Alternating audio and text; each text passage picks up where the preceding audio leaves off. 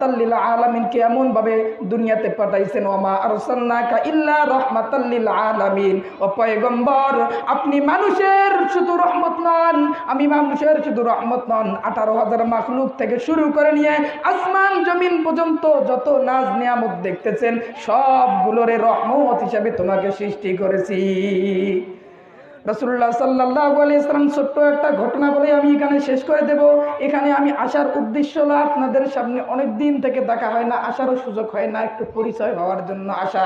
রাসূলুল্লাহ সাল্লাল্লাহু আলাইহি ওয়াসাল্লাম একদিন রাস্তা দিয়ে হাঁটতেছেন, হঠাৎ করে সামন দিক থেকে হরিণী, বাচ্চাওয়ালা হরিণী রাসূলুল্লাহ সাল্লাল্লাহু আলাইহি ওয়াসাল্লামকে সালাম দিয়ে বললে, পয়গম্বর, আপনি যদি একটু রহমত করতেন আমি আমার বাচ্চাগুলোকে দুধ পান করে আবার চলে আসতাম। রাহমাতাল লিল আলামিন পরেশানি হয়ে গেলেন, একটা হরিণী কিরকম করে সালাম দিয়ে কথা বলতে পারলো।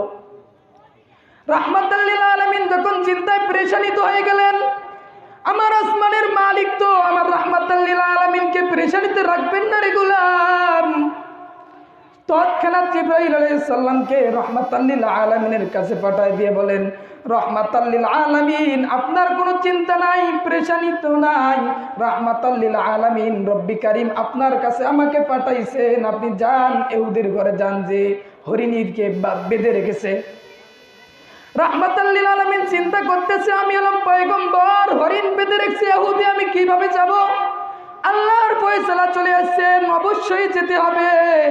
তখন রাসূলুল্লাহ সাল্লাল্লাহু আলাইহি ওয়াসাল্লাম সেই ইহুদির ঘর দিয়ে ডাক দিয়ে বলে, ইহুদি ভাই, তুমি হরিণীকে বেঁধে রেখেছো কারণটা কি?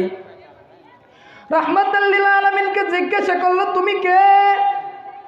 রাহমাতাল লিল আলামিন বলল, আমি আব্দুল্লাহর ঘরের সন্তান মুহাম্মদ। তখন রাহমাতাল লিল আলামিনকে বলল যে আমার ইহুদির লিডারেরা মুহাম্মদ সাল্লাল্লাহু আলাইহি ওয়াসাল্লামকে খোঁজে মারার জন্য, তুমি সেই মুহাম্মদ নাকি? বলে, হ্যাঁ আমি সেই মুহাম্মদ। বলে, কি জন্য আছো? যে তুমি বাচ্চাওয়ালা হরিণী খুঁটির গোড়ায় তুমি বেঁধে রাখছো, তাকে ছেড়ে দিতে, একটু ছেড়ে যদি দাও সে বাচ্চাগুলোকে দুধ পান করে আবার চলে আসবে। ইহুদি মুস্কি হাসি বলে, আমার লিডারেরা শুনছি মুহাম্মদ নাকি পাগল। আসলেই তো পাগল, কারণ একটা বেঁধে দেওয়া হরিণী, এই হরিণীকে যদি ছেড়ে দেওয়া হয় আবার কেমনে সে আমার এখানে চলে আসবে? রাহমাতাল লিল আলামিন চোখের পানিটা ছেড়ে দিয়ে বলে, ইহুদি ভাই, হরিণীর দায়িত্বটা, হরিণীর জিম্মাদারিটা আমাকে দাও। যে হরিণীর জিম্মাদারিটা আমাকে দাও, যদি হরিণীর গলা থেকে তার রশিটা নিয়ে আমি রাহমাতাল লিল আলামিনের হাতে দিয়ে দাও, আমি কথা দিলাম হরিণী টাইমের মতো, সময়ের মতো যদি না ফিরে আসে, যে তরবারি দিয়ে হরিণীর কল্লা কাটতা, সেই তরবারি দিয়ে আমি রাহমাতাল লিল আলামিনের গলায় বাজাইবা। বলেন আল্লাহু আকবার, জোরে বলেন আল্লাহু আকবার। আসমান থেকে রব্বি কারীম বলতেছেন, আল্লাহু ইয়াসিমুকা মিনান নাস।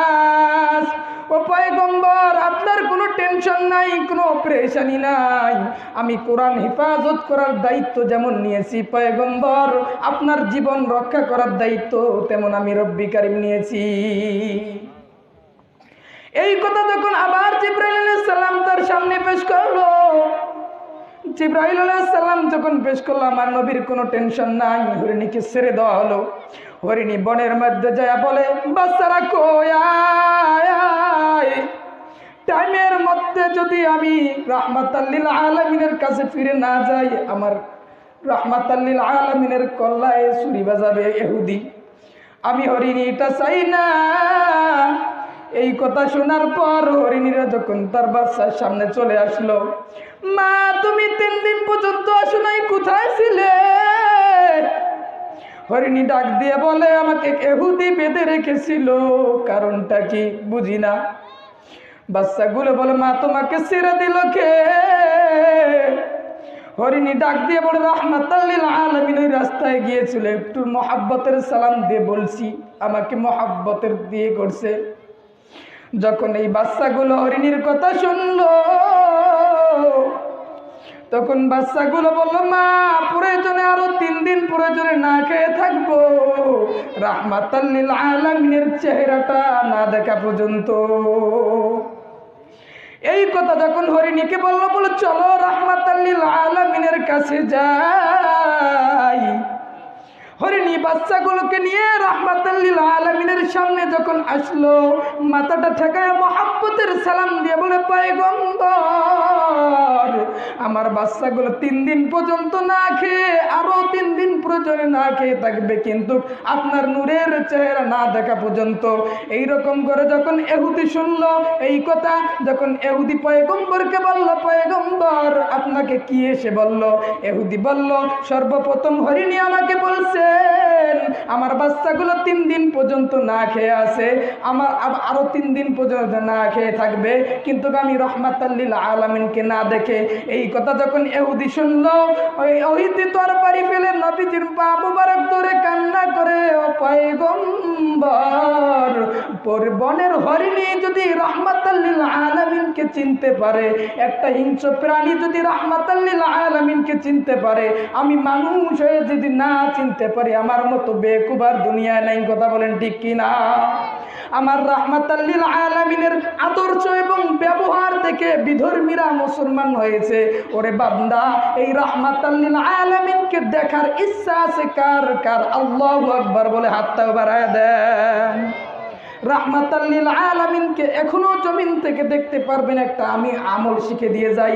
ছোট্ট মানুষ আনিসুর রহমানের ছাত্র আমি, এই মাদ্রাসায় 3 বছর আমি পড়েছি। অবশ্যই আপনারা কিছু লোক হলেও জানেন। আজকে এই মাদ্রাসার সমস্ত শিক্ষকগুলো ট্রেনিং প্রাপ্ত শিক্ষক, যোগ্য প্রাপ্ত শিক্ষক। এই শিক্ষকগুলো বাছাই করে আপনাদের সন্তানদেরকে এই মাদ্রাসায় পড়াবেন। এই মাদ্রাসায় যদি হাফেজ একজন আলেম হতে পারেন, ও বান্দা, দুনিয়ায় তোমরা জান্নাত কিনে নিতে পারবেন।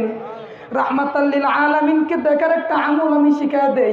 প্রত্যেক দিন উজু করার পর, ইশার নামাজের পর কিন্তু নামাজ পড়তে হবে, 5 ওয়াক্ত নামাজ পড়তে হবে।